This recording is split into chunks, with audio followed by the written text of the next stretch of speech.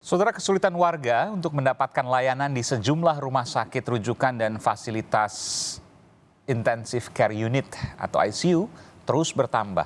Lalu sejauh mana situasi ini mengancam kelumpuhan sistem pelayanan kesehatan bagi masyarakat? Kita akan bahas bersama Iing Ihsan Hanafi, Sekjen Asosiasi Rumah Sakit Swasta Indonesia, ARSSI. Kemudian ada Zubairi Zurban, Ketua Satgas COVID-19 Ikatan Dokter Indonesia. Pak Dokter, selamat malam Bapak-Bapak. Pak Aiman. Iya, saya ke Pak Ihsan Hanafi. Pak Ihsan, tentu kita ya prihatin dengan apa yang terjadi meskipun saya tahu bahwa tenaga kesehatan di rumah sakit betul-betul bekerja luar biasa. Apresiasi kami untuk kemudian para tenaga kesehatan termasuk juga ID. Saya ingin bertanya, apa yang terjadi sesungguhnya saat ini? Karena kita mendengar ada di Jakarta misalnya 80%, kemudian di daerah lain tingkat keterisiannya juga di atas 70%. Apa yang terjadi di sana? Baik, terima kasih Pak Aiman, selamat malam. Dan Prof. Zubairi, selamat malam. Malam. Salam sehat ya. Salam sehat juga Terima Pak. kasih atas apresiasinya dan turut berdukanya untuk sejawat kita yang tadi disampaikan lebih dari 600 sejawat yang mengalami duka ya di era pandemi ini. Memang betul kondisi rumah sakit yang ada di Jabodetabek ini tingkat huniannya baik itu di isolasi ataupun di ICU COVID itu angka bornya sudah melebihi 80%. Ya. Beberapa rumah sakit sebetulnya dalam menghadapi ini sudah mengikuti edaran dari Kementerian Kesehatan untuk menambah fasilitasnya ya. Fasilitasnya menjadi 30% lebih ya. Memang ini tidak mudah untuk memperluas tempat tidur ini ya. Jadi kami tidak hanya tempat tidur saja, memang ada di situ tenaga dokternya, penunjangnya ataupun mungkin alat kesehatannya harus kita siapkan dan zonasinya juga memang harus betul-betul memang ruang isolasi. Jadi memang ini butuh waktu. Jadi kami berharap ke teman-teman warga yang membutuhkan, insya Allah dalam waktu dekat mungkin ini kita bisa atasi semua. Iya, ini kan memang berbeda dengan demam berdarah misalnya. Ketika kemudian ada lonjakan kasus, maka bisa menggunakan felt bed. Itu kemudian kita sering lihat. Tapi untuk kasus COVID kan berbeda, harus dengan ruang isolasi dan lain sebagainya. Anda katakan tadi ada penambahan misalnya 30%. Bagaimana kemudian logikanya bisa ditambah? Karena ruangan isolasi juga harus ditambah. Iya. Baik, selama ini kan di rumah sakit, misalnya rumah sakit yang kapasitasnya 100 tempat tidur ya Pak ya. Dari 100 tempat tidur, misalnya tadinya mungkin alokasi untuk isolasinya baru 20%, ya kita tingkatkan lagi menjadi 10% ya. ICU-nya juga mungkin kita tingkatkan lagi.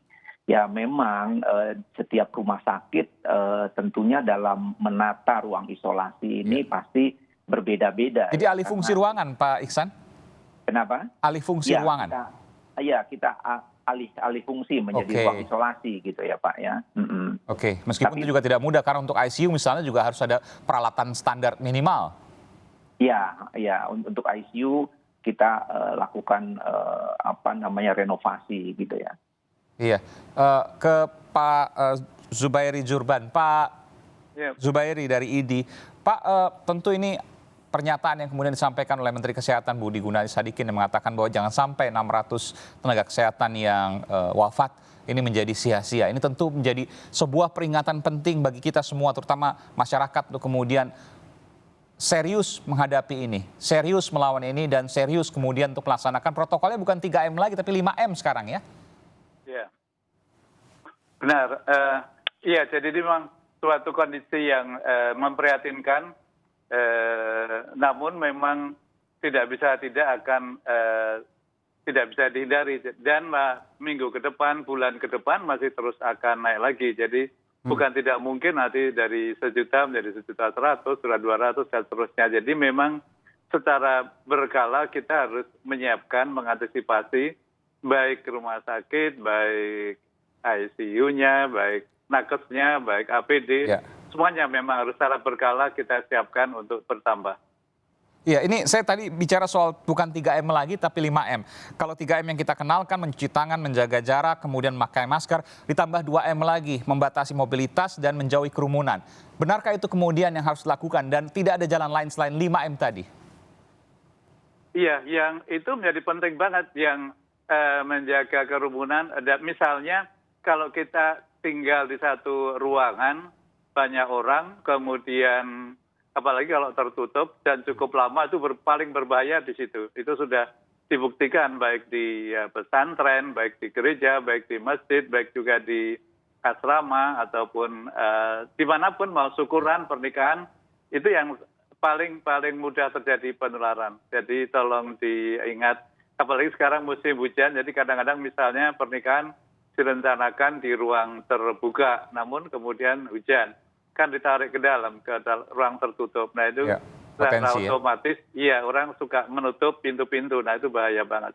Oke, saya ke Pak Iksan. Pak Iksan, ini tentu terkait dengan alih fungsi tadi, penambahan kapasitas. Tapi saya mendengar ada kabar yang kurang enak begitu ya, bahwa ada tunggakan dari pemerintah ke rumah sakit yang kemudian belum dibayarkan. Apakah ini kemudian mempengaruhi operasional rumah sakit? Dan bagaimana kemudian solusinya?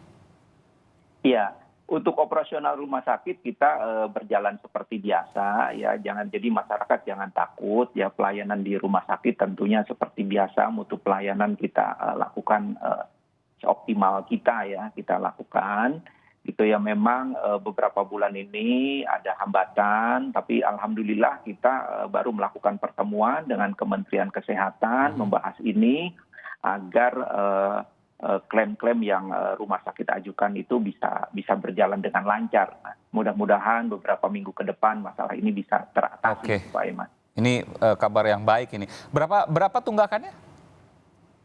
Ya sebetulnya cukup besar juga, Pak Aiman. Ya. Anda beratan untuk kemudian menyampaikan, saya mendengar karena hitungan triliun, betul? Ya cukup besar, Pak Aiman. Iya, Anda tidak membantah soal itu. 1 triliun rupiah yang saya mendengar, tapi Anda tidak membantah itu ya. Dan itu kemudian akan diselesaikan dalam waktu beberapa hari atau mungkin pekan ke depan oleh Menteri Kesehatan yang baru ini, oleh Pak Budi Gunadi Sadikin. Dan itu merupakan kabar yang baik ya. Baik, alhamdulillah Pak Aiman. Iya. Jadi sekarang semua rumah sakit ini menerima pasien COVID? Semua rumah sakit untuk rumah sakit pemerintah ataupun beberapa rumah sakit swasta mengajukan untuk tempat imunisasi, Pak, untuk vaksin ini. Vaksin, iya. Kalau untuk perawatannya, untuk treatmentnya?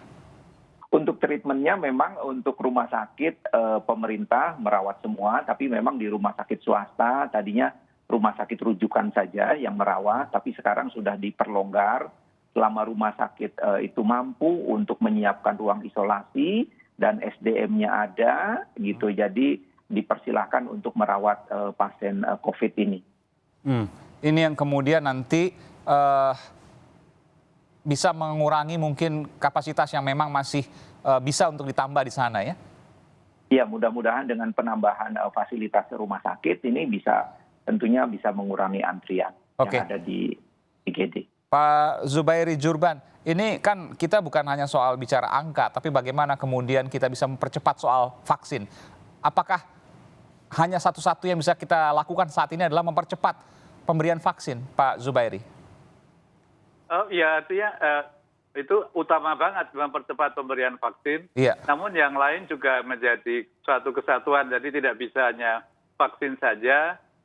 Namun juga ya tadi yang sudah disampaikan mengenai pembatasan aktivitas, kemudian mengenai perilaku yang positif untuk menjaga penularan. Jadi semuanya harus berjalan bersama-sama dan juga tes yang lebih banyak diperlukan. Jadi seluruh daya upaya ikhtiar harus bareng-bareng kita kerjakan ke depan. Dan untuk jangan paniknya adalah walaupun kita naik terus, namun posisi kita masih nomor 19.